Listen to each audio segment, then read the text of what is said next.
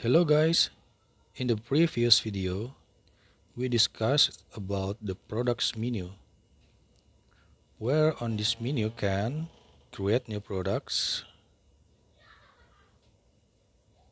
change existing attributes, and delete the products. We can also modify product images. Just select the product you want to modify and select an image and select new images. Save product. Now we have two products on the product menu, so we can arrange new orders on the orders menu. Let's choose the orders menu, select the product, and add the number of products according to customer requests.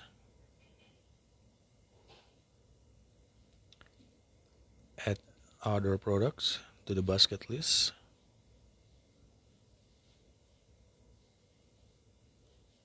Okay. After completing a request from the customer, then we can processing the next order by selecting the basket icon in the upper right corner. There are three mandatory values which we must enter from the customer. Customer's name is the person who ordered. Table's name is the location of the table, or can be taken away if the person wants to rob the order. And the last is the amount of money paid from customers. The amount must not be less than the total amount of order. Let's try.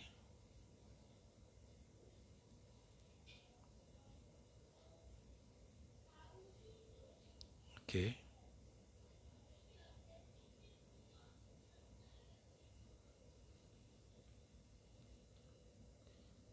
Then select checkout to printing the receipt.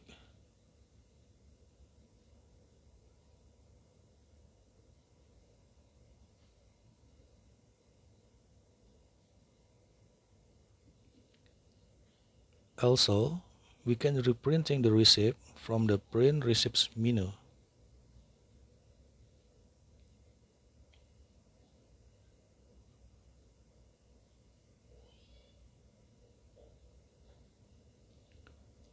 Alright guys, see you on the next videos. Thanks for watching.